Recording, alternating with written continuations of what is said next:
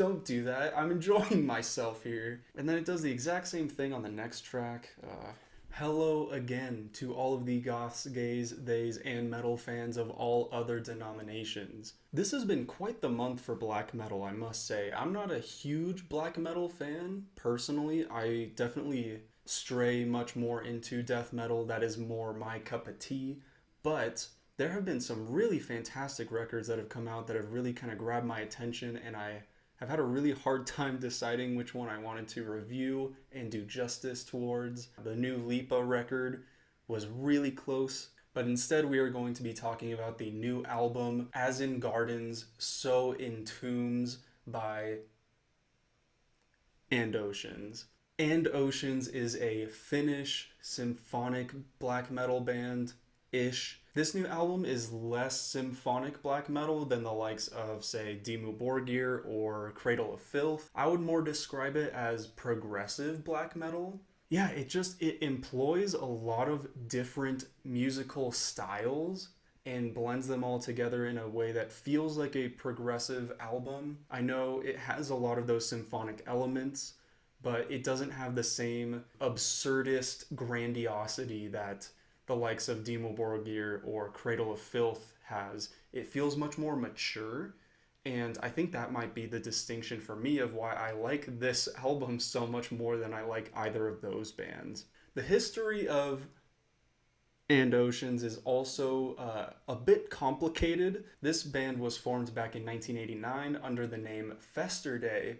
Back then they were a death metal band, then in 1995 changed their name to And Oceans. They remained as And Oceans for about a decade, and then in 2005 they changed their name to Havoc Unit, which they stayed under that name from '05 until 2013, but then in 2013 they actually changed their name back to Festerday, and then in 2020 finally returned to the name And Oceans. That's going to be fun to make a graphic for. What I really enjoyed about this album is that it walks between the realms of that rawness that is so quintessentially second wave black metal, and at the same time it has this very high quality production to it. It captures that emotion that is invoked by that raw sound without sacrificing the actual quality of the composition, and I really appreciate that as somebody who enjoys very high production music. It deploys so many unique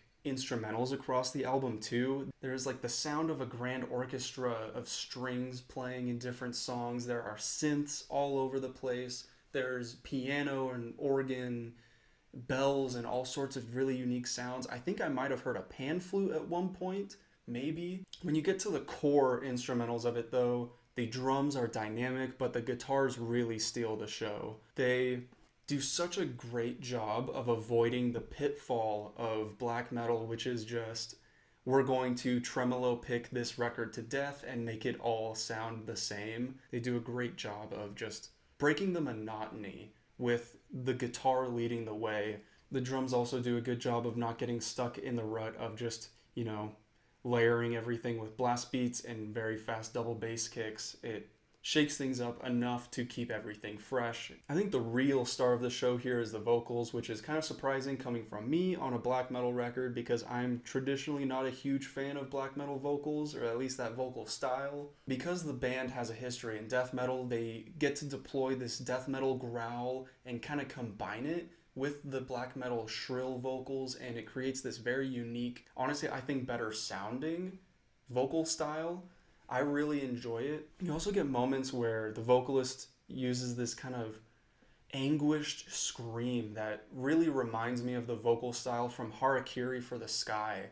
I think the album starts very strong, but it does hit a bit of a lull in the middle of the record, especially 3 songs in particular that are back to back to back. Cloudhead, then Wine into Water, followed by Inverse Magnification Matrix. Individually, all those songs are fine, but all 3 of them have these moments where it just kind of stops. Like all the momentum is lost halfway through, and they go into this like 20-30 second like intermission in the middle of the song, and it does it for 3 songs in a row. it just really takes me out of it. Especially Wine into Water opens up so strong. It opens up with this just brilliant string section that puts me in such a good mood, and then it just stops in the middle of it. I'm like, what the fuck are you doing? Like, don't do that. I'm enjoying myself here. And then it does the exact same thing on the next track.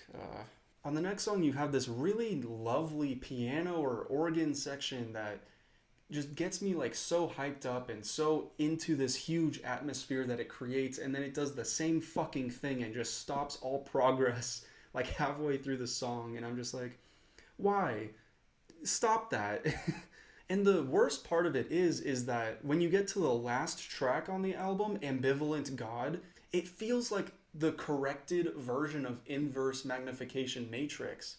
Like, it just kind of renders that song irrelevant to me and makes me question why that song is even on the record, because you have that track Ambivalent God that just does everything that it tries to do and does it better.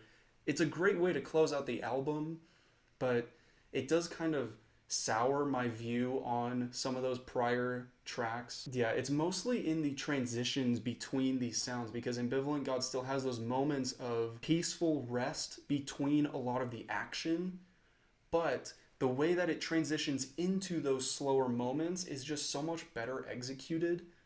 Honestly, Wine into Water probably would have been my favorite song on the entire album had it not been for that section, because I just love the intro to that song. But because of all that happening, the Earth Canvas really, I think, takes the number one spot for me on this track, or on this record.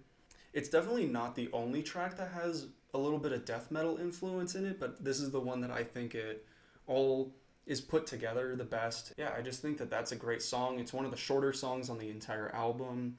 It is just more to the point. This is a pretty long record. It is a 10-track, 50-minute long exploration of so many sounds and ideas. Definitely loses me, especially in the middle. At the end of the day, it starts off and ends so strong that I am still really impressed by this record. I'm impressed by how they can mash together so many ideas into a template that is traditionally so formulaic and repetitive.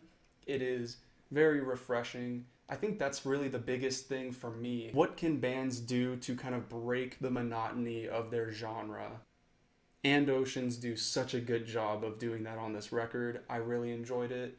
It is not one of my favorite records of all time, but objectively I think it's pretty great, especially for the medium that it is portrayed through. If I had to give it a rating, I'd probably give it somewhere around like a 5 to a 5.25 maybe? I think a 5.25 is fair.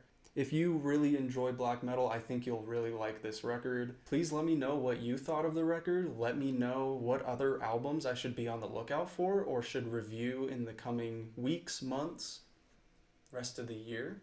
I'm in the process of working on something that's more based around the history of some particularly infamous Brazilian extreme metal bands, and I think that that's going to be a really fun video idea, so I'm going to commit more time to something like that and probably do more of the YouTube short format for the actual album reviews, just because there's so many albums that I want to review that I just don't have the time to record in this format.